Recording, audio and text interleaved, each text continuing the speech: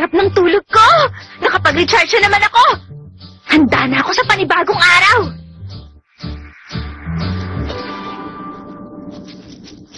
Nabalita mo na ba? Oo, pero totoo kaya yun? Oo, totoo yun. Kaya nga ako pumasok na maaga at nalaman ko totoo nga. Ibig sabihin, totoo pala.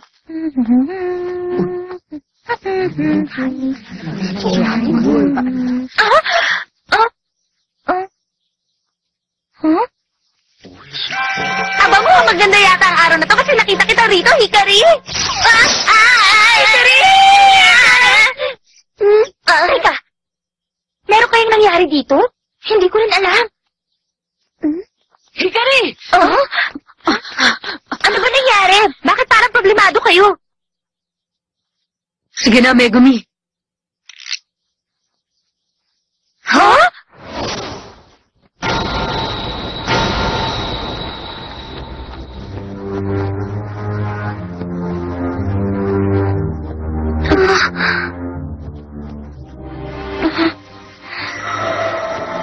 Anong ibig sabihin nito?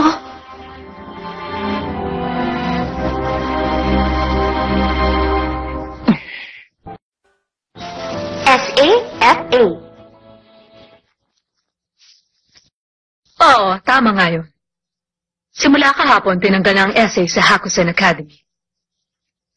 Pero hindi po pwede yun. Oo nga, Mama! Ano ba ang dahilan? Hindi naman bumababa mga grades namin. Rio, tama na.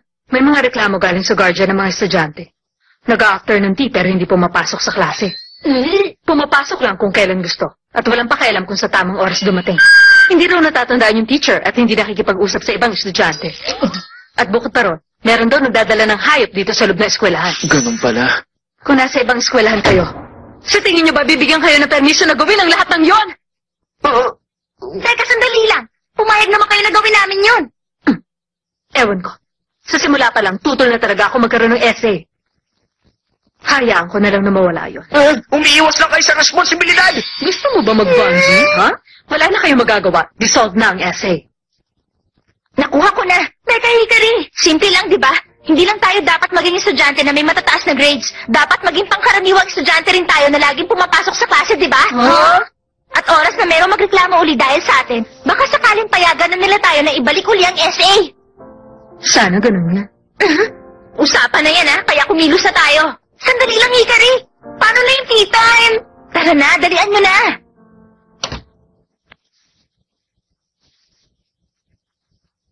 Ano yun? Yung sinabi niyo sa amin, totoo ba mga yun? Yung tungkol sa mga students guardian na nagre-reklamo, totoo yun. Meron lang isang hindi totoo.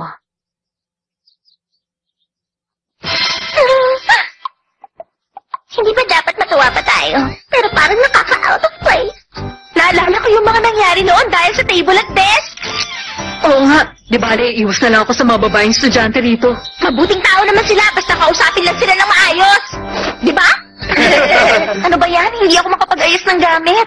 Na hindi ko nga alam kung saan ko ilalagay yung mga dala-dala kong bag. Buti pa, dito mo nilang ilagay sa kanan ng mesa mo yung mga bag. Tapos dito yung mga libro. Paano naman yung mga yun? Ang sabi ko naman sa iyo, Akira, wag mo nang dalhin yun eh. Oo nga, tama. Kapag hindi tayo nagseryoso dito, baka hindi na tayo makabalik sa SA. Aba, Rio, mabuti na lang naiintindihan mo. Teka, ano naman yan? Paano kasing nalulungkot sa kapag nag-iisa? Tadashi, anong ginagawa mo? Huh? Bakit? Wala na ng klase, bilisan nyo na! Ay, pambihira. Huh? Bakit? Meron bang problema? Para kasing... bagay na bagay sa'yo yung suot ng uniform, Salamat. Oh?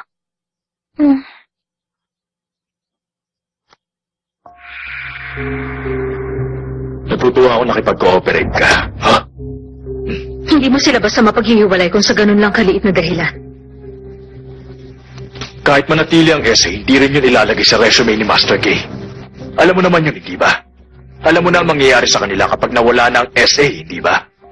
Hindi na makatawa ang mga pinaggagawa mo. Tatanggapin ko yung sinabi mo bilang compliment. Ayoko na ganitong klaseng tea time. Tita, pengi naman ako ng tea! Ayaw ko tawagin, tita! Hindi ko inaasahan na magiging masaya pa rin pala kahit na ganito.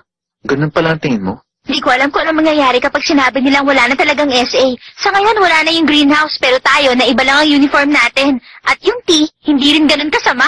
Hindi, iba talaga! Oh? Para sa akin, sa tingin ko hindi ganun yan. Are you? Sa totoo lang, hindi ako naniniwala na ang SA tungkol lang sa greenhouse o kaya sa mga eleganteng bagay-bagay. Para sa akin kasi, nandiyan ang SA para protektahan na bawat isa, para hindi tayo maghiwa-hiwalay. Tama, para sa akin, isa yung malaking tahanan. Tahanan? Oo, kasi sa tuwing pumapasok ako sa greenhouse, pakiramdam ko umuwi ako nang higit pa sa sarili kong tahanan. Ganun pala. Pero para sa akin naman, hanggat magkakasama tayong 7, yun ang masasabi ko na para kong tahanan. Yun ang mararamdaman ko ron. Ah, ikaw naman, Takashima. Katulad din ng sa'yo, Hikari. Ganun ba? Sana lagi tayong ganito. Ryu, Huh? sino naman ang tatawag sa oras na to? Parents nyo? Oo, sabi nila emergency raw, kaya kailangan namin umuwi agad sa bahay. Ano kaya yung emergency na yun? Oh, magsisimula na yung susunod na klase. Bumalik na tayo. Tara, bilisan nyo. Teka lang, hintay muna, Hikari. Ikaw, Kay, ano masasabi mo? Ewan ko. Huwag mo masyadong isipin ang mga nangyayaring to. Okay, sige, sinabi mo eh. Grabe, naninigas tong balikat ko Ang bihira, hindi ako makapaniwalang wala na afternoon tea. Huh? Nagriring ang phone ko? Galing yung tawag sa amin? Pupuntaan na lang uli kita. Kung ganun, tama nga suspecha ko. Nag-aaksaya ka ng oras sa ginagawa mo. Para din sa kapakanan mo to. Wala akong pakialam kahit na magalit ka pa sa akin. Sa ikabubuti mong ginagawa ko. Aoy, magdesisyon ka na. Huwag mo na sanang patagalin pa. Yun lang ang masasabi ko sa'yo, Master K.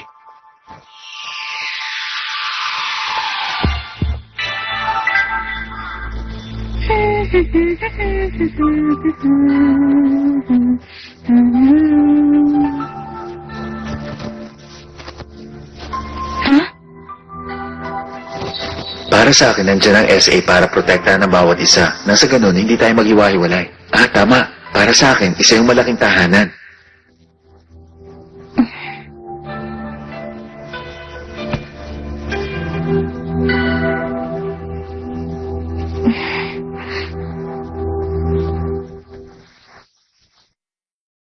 Good morning, Lisa. Nakashima! Nauna ako sa'yo! Huh? Teka, may problema ka ba? Kahapon pa kasi kakaibang kilos mo. Wala naman akong problema. Tumunog na yung bell! Magsisimula na yung klase! Halika na, Takashima! Bilisan na natin! Hikari. Ipaliwanag niyo sa akin ng mabuti. Anong ibig niyo sabihin nag-drop out na sila? Pasensya na, pero wala talaga akong alam. Sinabi lang ng principal na nagbigay ng mga dokumento sina Jun Yamamoto, Megumi Yamamoto, at si Akira Todo na nagsasabing magda-drop out na sila. Hindi pwede. Hindi pwede mangyari yun! Hikari, Nakausap mo sila? hindi ko na sila makontak simula pa kahapon. Ryu, pumunta ka na sa bahay nila Jun at Megumi. I-check ko si Akira sa bahay nila. Sige, pupunta na ako. Sigurado akong alam mo na kung ano nangyayari ngayon, hindi ba? Ipapakita ko sa'yo na walang magagawa mga kaibigan mo. Mga walang silbi. Wala kang karapatang magsabihan sila ng ganyan.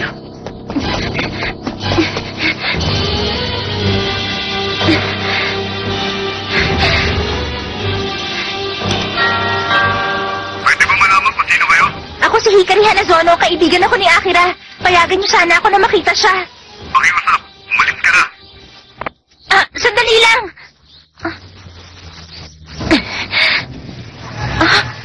Tadashi! Hikari, alam na ni Ryo kung nasa si Jun at saka si Megumi. Nakalabas na sila ng Japan. Nakalabas na sila? Sakay na. Pero para si Akira. Sumakay ka na. Hindi siya yung tipong basta na lang magtatago. Ha?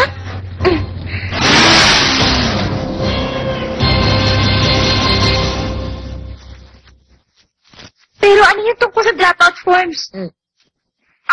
Pinadala yun ng papa namin sa eskwelahan namin alam. Yun pala ang nangyari. Kung gano'n, hindi pala gusto umalis. Oo. Hindi namin kagustuhan yan, pero... Wala nang SA kaya hindi na kayo papasok? Pero bakit naman? Hikari, pasensya na. May mga parating na guard. Naku, Hikari, maraming pinagdaan ng hirap sa eskwelahan si Megumi nung maliit pa siya. oo nga, pero... Pumayag ang magulang niya mag-enrosa sa Hakusen dahil alam nila na merong ang sistema sa eskwelahan na yon na katulad ng sa SA.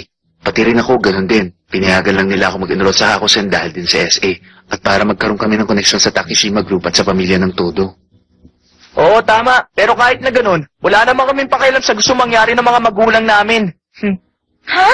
Kaya pala sinabi mong malaking tahanan ng SA.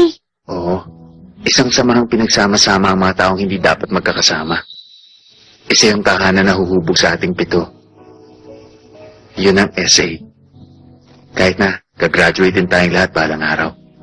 Kung ganoon, pati si Akira. Malamang ganun din. Tara na, puntahan na natin siya. Malamang nagkukulong siya ngayon sa kwarto niya. Oo nga, sigurado yun. Teka, sandali lang, Hikari. Ayos lang naman siya kahit napabayaan mo lang. Siya nga pala, ano kayang ginagawa ni Kay sa sitwasyon na ito?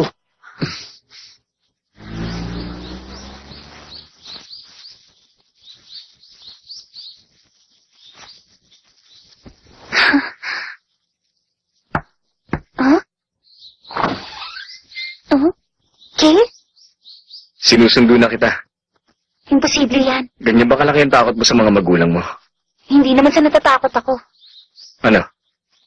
Hindi mo pa pala alam hanggang ngayon. Ang totoo kasi niya, tinipressure kami ng gusto ng kumpanya niyo. Ha? Ng Takeshima Group? Oo. Kinausap nila ng personal na magulang ko para paalisin ako sa Hakusen. Pumayag naman ng mga magulang mo. Wala naman sila magagawa. Kapag tumanggi sila, yung mga tao sa kumpanya ang mga nganib. Nagawa yun ni Aoy. Wala namang problema sa akin. Nakaranas na rin ako ng ganito dati. Nakita mo yun sa dati kong tinitirhan.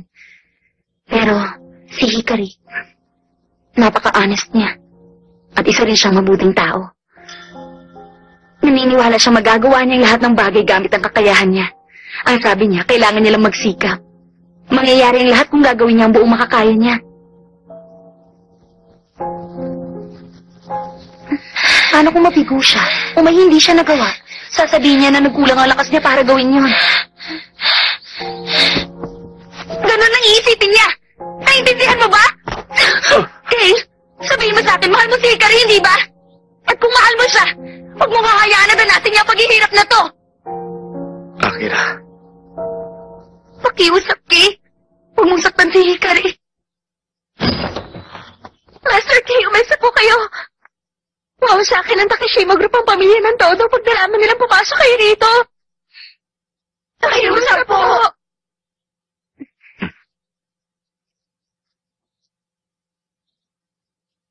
Sige, ako nang bahala.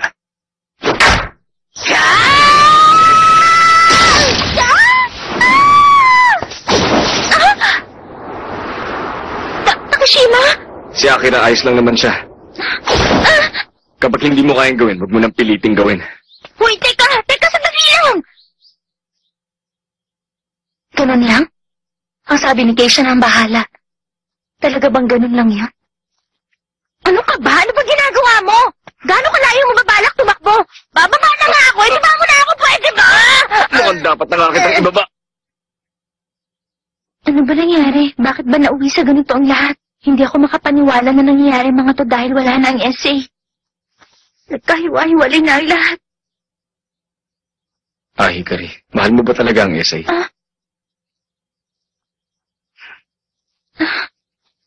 Ang totoo, yung mga kaibigan ko, sila talaga ang mahal ko. Hikari. Bali, wala sa akin kahit mawala ang SA. Wala rin akong pakialam sa greenhouse. Pero, ang mga kaibigan ko, hindi ko kaya na mawala sila. Si Akira, si Ryu, si Tadashi, si Jun, si Megumi. Mahal ko sila. Mahal na mahal ko ang mga kaibigan ko.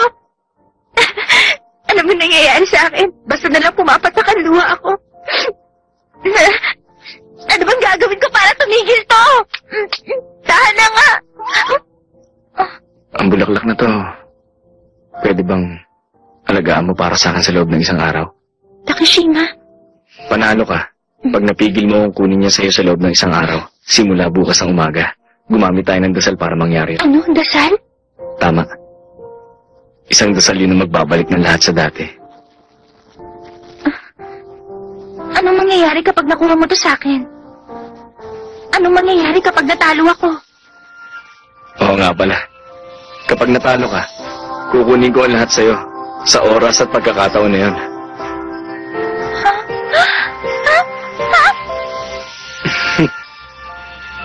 Kaya dapat galingan mo. Miss Rank number 2. Siya nga pala, pagpasok mo bukas, isuot mo na ang SA uniform mo. Ha?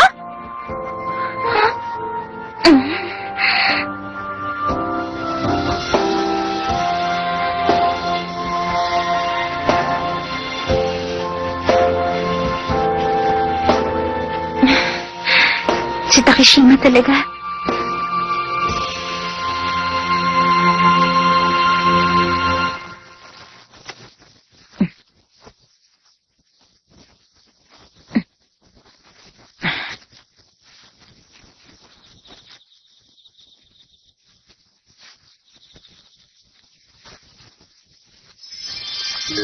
Hindi, iba na sa pagkakataong ito. Dahil ako na ang mananalo.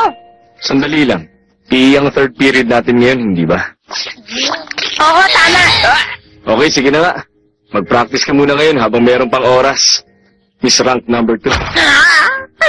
Huwag mo akong tatawagin Miss Rank number 2. Sandali, Hikari nga pala ang pangalan mo, hindi ba?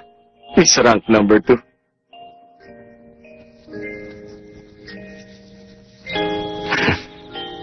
Miss Rank number 2. Huwag mo akong tawagin ng ganyan. Hikari. Sa wakas, naiintindihan ko na rin kung ano yung nararamdaman mo. Pati na rin yung nararamdaman ko. Hikari. Sige na, kunin mo na.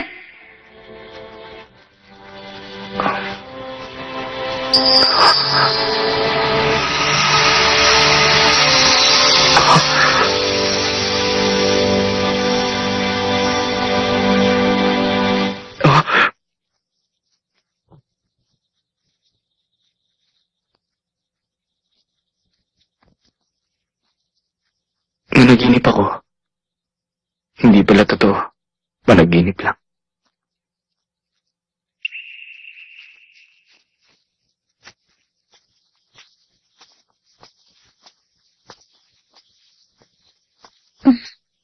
Pag natalo ka, kukunin ko ang lahat sa'yo. Hindi pwede yun. Hindi ako papayag na mangyari yun. Hindi na. Ikaw pala. Akira? Bakit ba? Ano ba nangyari?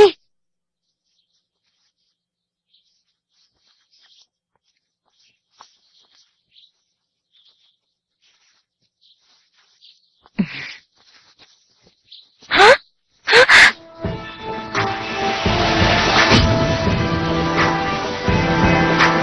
Nagbibiro ba siya? Kumapit ka mabuti! Sige! Pumayag si Kay na pumunta sa London, pero ang kapalit nun, ang kondisyon na ibabalik uli ang SA. Takeshima! Master K, dito tayo. Sa simula pa lang, wala na talaga siyang bala kunin sa akin yung bulaklak. Sabihin mo, hindi ka naman lilipat ng school, di ba? Ha? Hindi ko alam kung ano yung mga sinabi sa iyo ni Aoy. Pero mananatili ako sa Hakusen hanggang graduation. Mabuti naman. Nagsinungaling ka sa akin. Mr. Takeshima, nakasakay na siya kanina pa. Paalis na nga yung eroplanong sinakyan niya. Hindi pwede! Hikari, sabi niya! Hoy! Hindi ka pwede magsinungaling. Takeshima! Ikaw...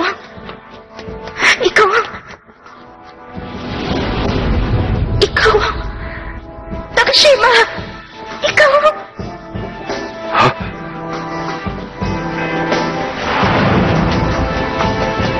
Takeshima! Anong ibig sabihin nito?